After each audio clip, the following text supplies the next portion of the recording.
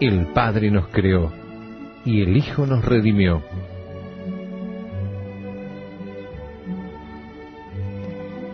Conocer y amar a Dios exige el esfuerzo de la inteligencia y la rectitud del corazón.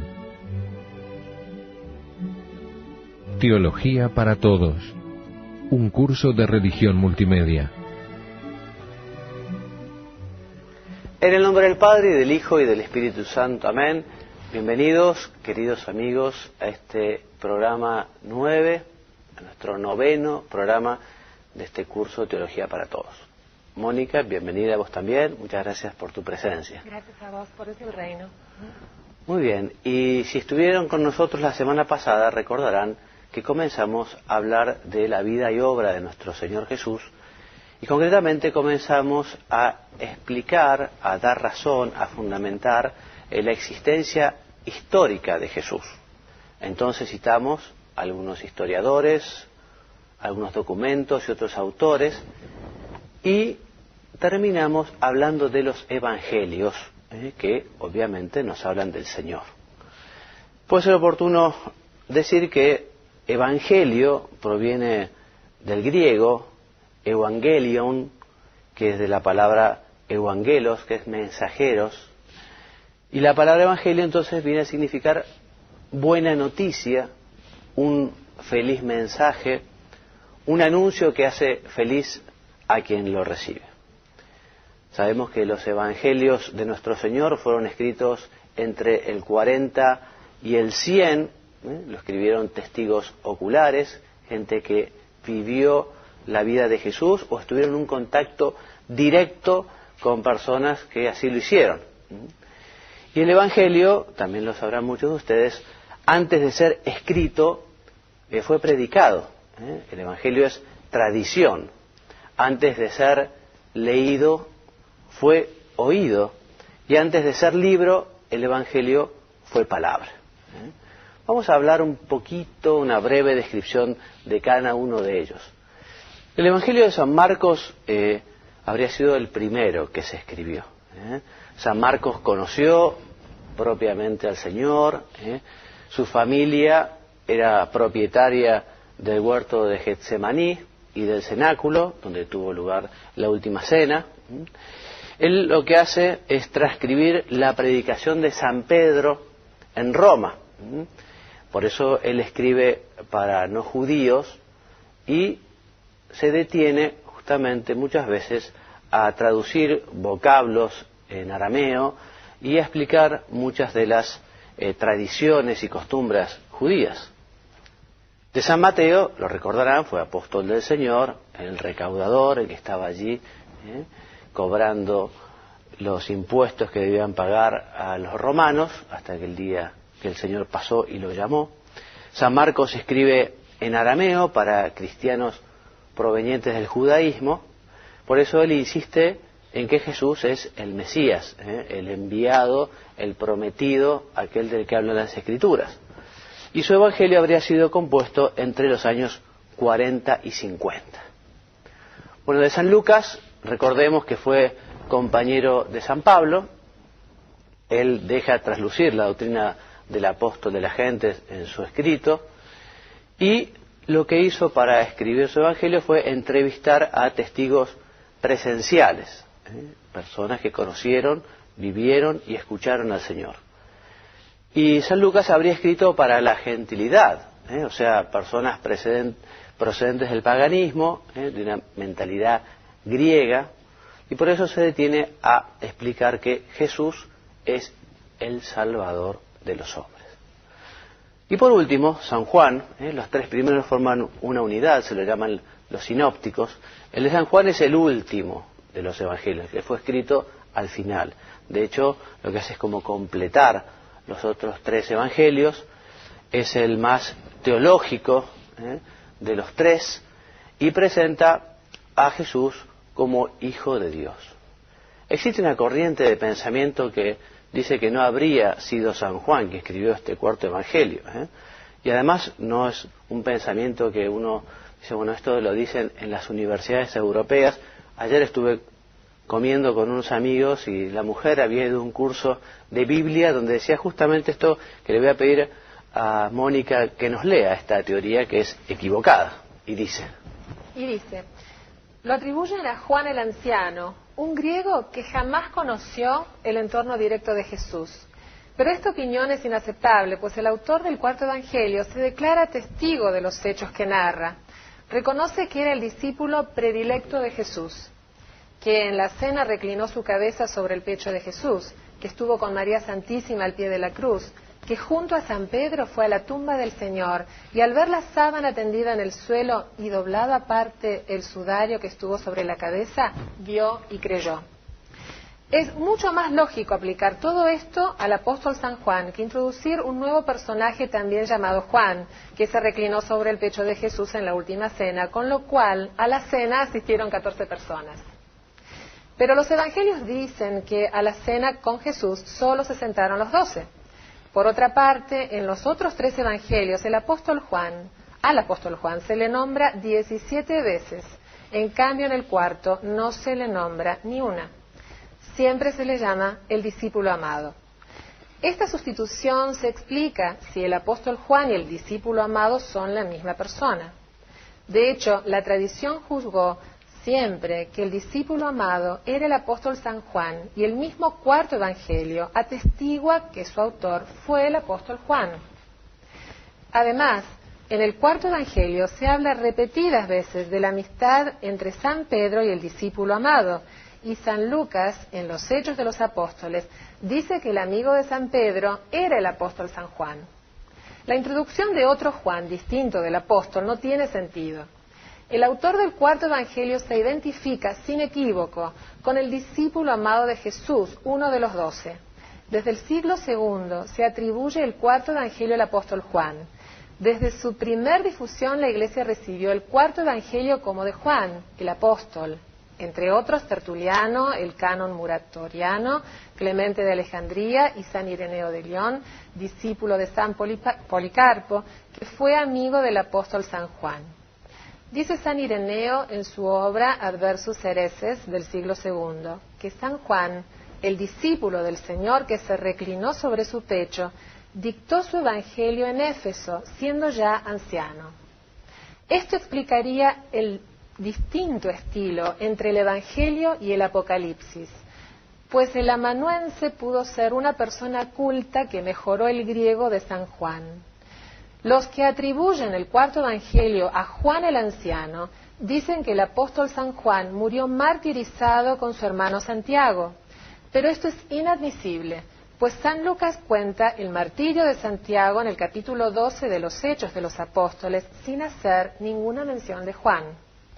Este silencio no es posible si hubieran muerto los 2 hermanos juntamente. Además, nos muestra después, en el capítulo 5, al apóstol San Juan tomando parte en la asamblea de Jerusalén en fecha ciertamente posterior a la muerte de Santiago. ¿No será Juan el Anciano el mismo apóstol Juan que era ya muy anciano cuando dictó su evangelio en Éfeso? El mismo apóstol San Juan se designaba a sí mismo con este nombre en sus cartas.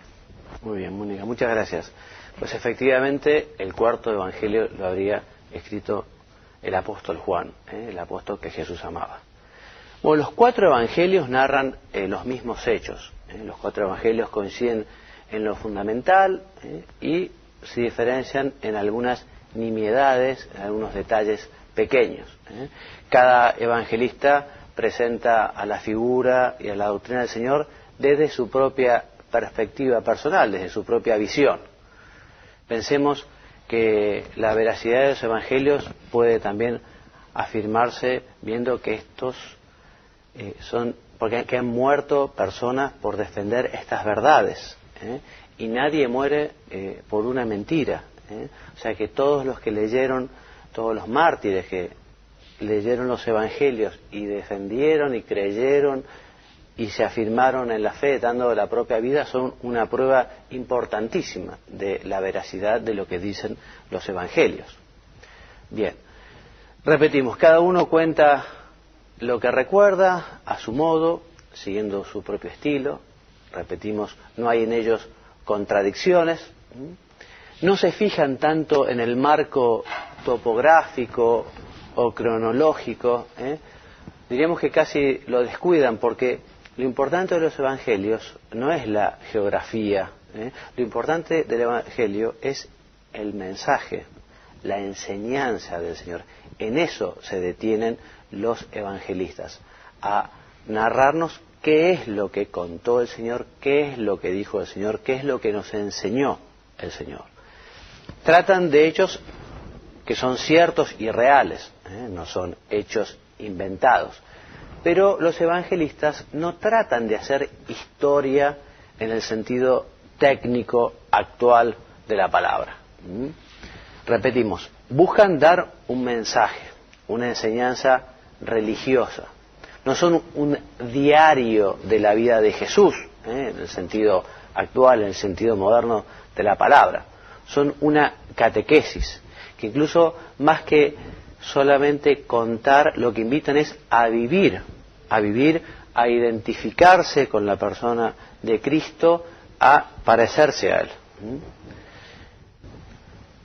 A nadie se le ocurre dudar de la autenticidad de las obras clásicas de latinos como César, Cicerón, Horacio y Virgilio. Estos son todos más o menos contemporáneos al Señor, habrían vivido 50 años antes, más o menos. Bueno, del autor clásico contemporáneo del Señor, que es Virgilio, del que tenemos mejor documentación, lo que se posee es 3 códices unciales. Ya vamos a hablar de qué son los códices, que lo que hacen es, los códices vienen después de los papiros, los códices están confeccionados en cuero y por eso han durado más, tiene forma de libro. Bueno, de Virgilio tenemos 3 códigos unciales sobre su vida y obra. De los evangelios existen 212, o sea, el número es muy superior. De Platón, los manuscritos que conservamos son 1500 años posteriores a él, y de Aristóteles 1400 años. Del historiador romano Tácito, que es posterior al Señor, pocos años, muere en el año 120, el códice más antiguo, o sea, más cercano a su persona, a su vida, se conserva es de 1340 años. Y de Polibio, que es un historiador griego que murió 120 años antes que Jesús, el manuscrito más antiguo que conservamos es de 1067 años. Bueno, del Señor, los manuscritos que tenemos, que son los evangelios, están muy unidos a su vida, a su persona. Todos fueron escritos, de hecho el Evangelio de San Juan se escribe en el año 95, y todos los demás antes del año 70, ya veremos.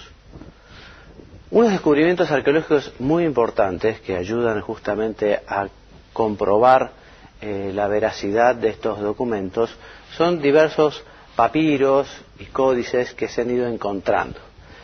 En el año 1935 se descubrió el papiro Rylance, ¿cómo se pronuncia?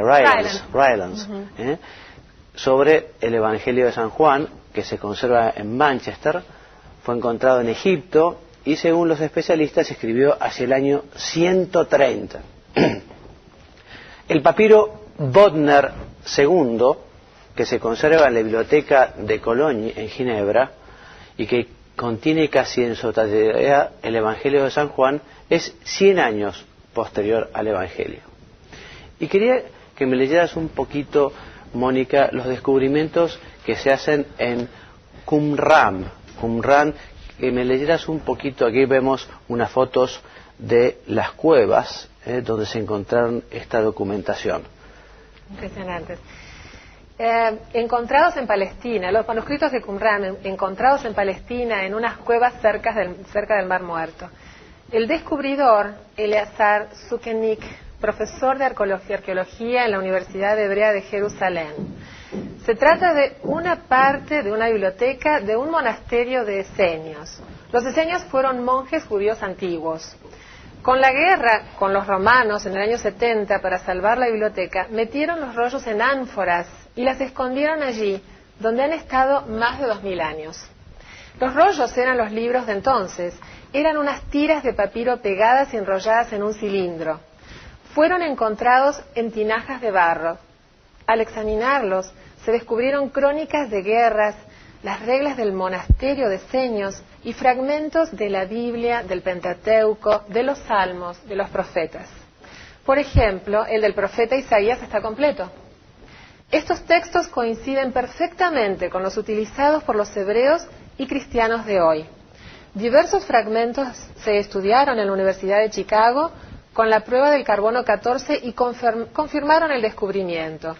Se trata del mayor descubrimiento arqueológico del siglo XX. Esto es un gran paso de la ciencia a favor de la fe, pero resulta que se ha encontrado un libro que ha estado escondido 2000 años en una cueva y es al pie de la letra la profecía de Isaías. Ha sido un apoyo magnífico de la ciencia arqueológica en favor de nuestra fe. Muy bien, y en este sentido, el padre O'Callaghan, sacerdote jesuita, decano de la Facultad Bíblica del Instituto Bíblico de Roma, descifró unos fragmentos de unos papiros encontrados en una de las cuevas, la cueva 7 del Qumran, y este papiro, que se llama el 7Q5, se trataría de un texto de San Marcos, el capítulo 5, versículo 52. Pensemos que las cuevas se cerraron antes del 68, cuando fue la invasión de Vespasiano. O sea que se trataría del manuscrito más antiguo del Antiguo Testamento. Esto nos ayuda a darnos cuenta que la documentación que tenemos, que nos hablan de la veracidad de los evangelios, de su antigüedad, es enorme. Y comparado con cualquier otro historiador, ya veremos, Jesucristo es de la persona que más se sabe y que más se ha hablado. Bueno, les decía, los originales de los evangelios se han perdido.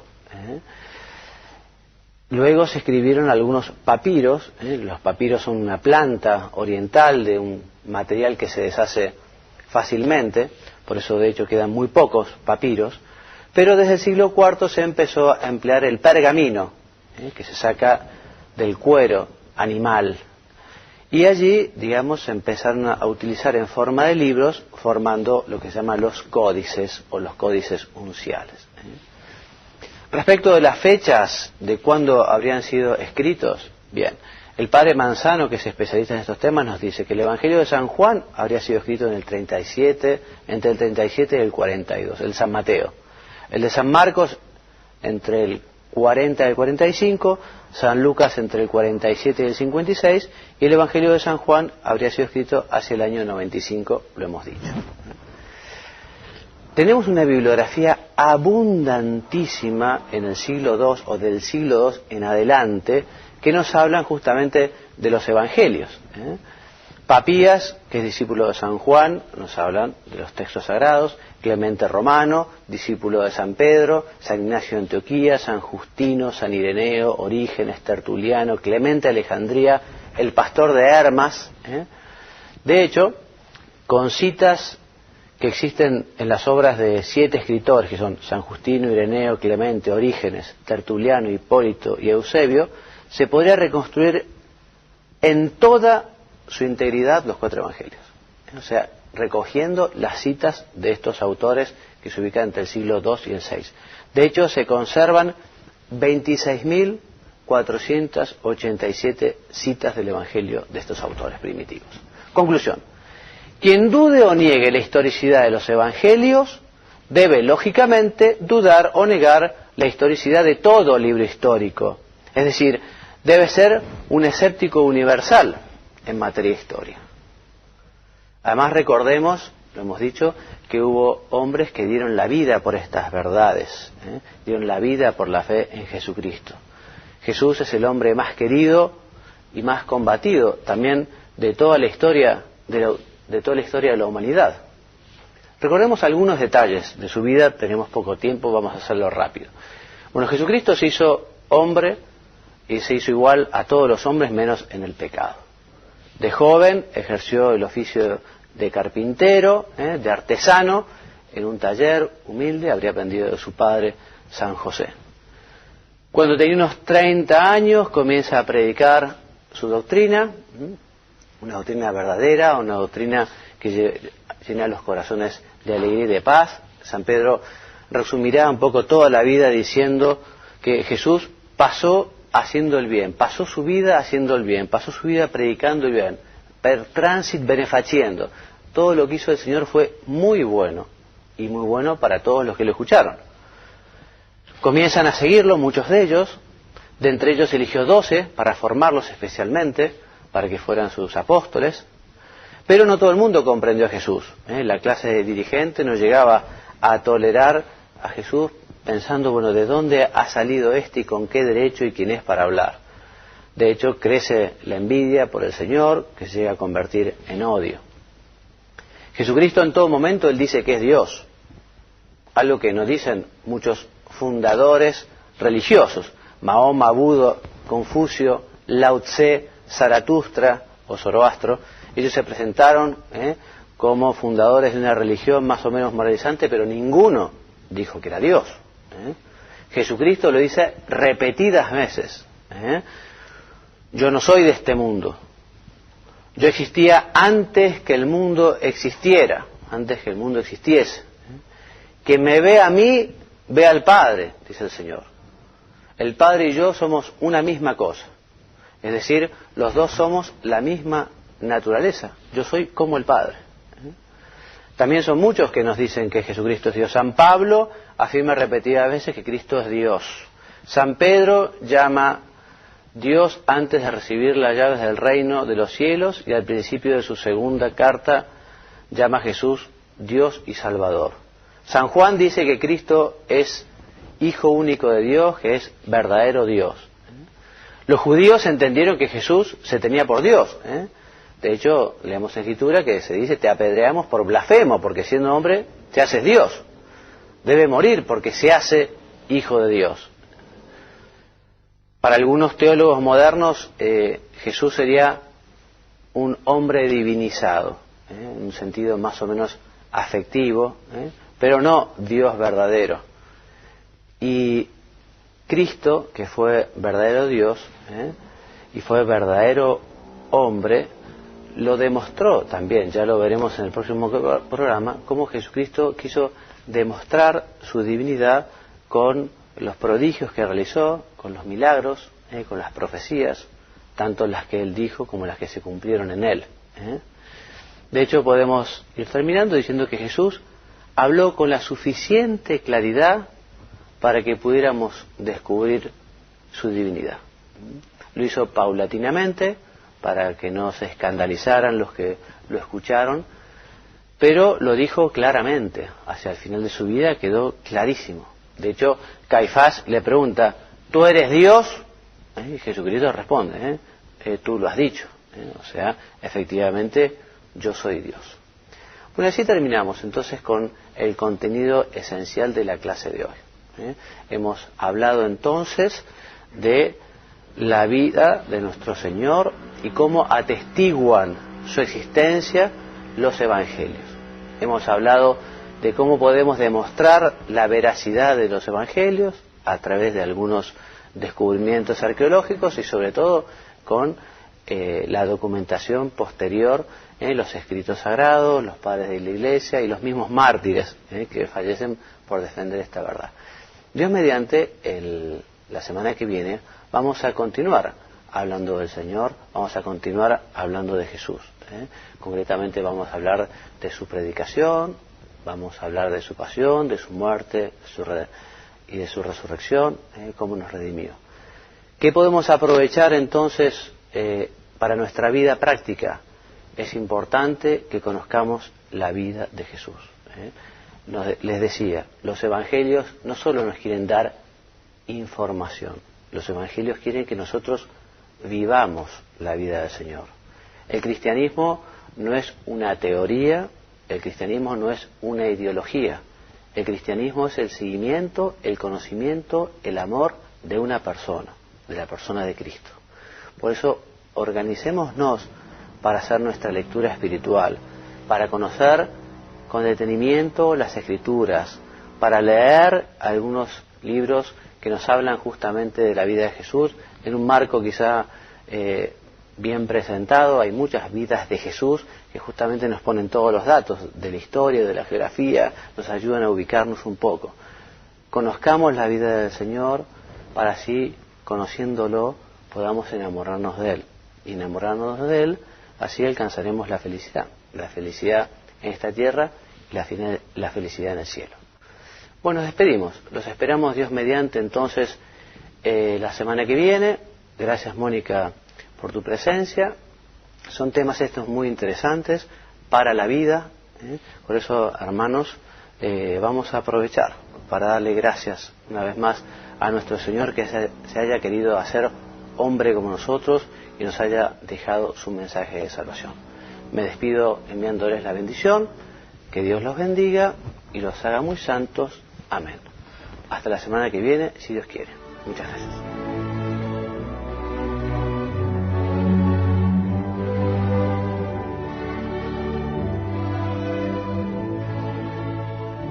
El Padre nos creó y el Hijo nos redimió.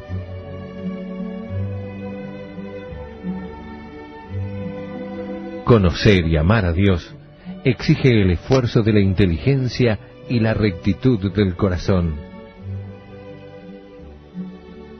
Teología para Todos, un curso de religión multimedia.